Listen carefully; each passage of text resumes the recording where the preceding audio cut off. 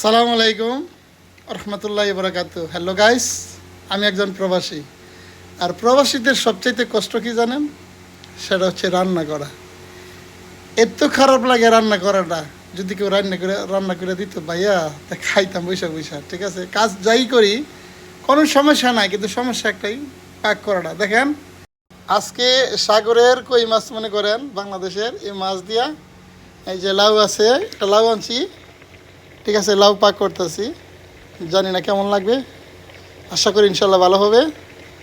তাই পাক না করলে খামো কি বলেন তো? রান্না করতেছি আর মনে মনে ভাবতেছি আরে কষ্ট রে। দেখেন গাম কিন্তু অলরেডি আমার পুরো শরীরে জড়ে আছে গামে। এরপরে পাক করতে হইব। কেটে পাক করে খাইব? কেউ আছে? নাই, কেউ নাই, কেউ কারো নয়। ঠিক আছে, তো লাউডা ভাই আমাদের ভিতরের, আমরা নিজে লাগাইছি।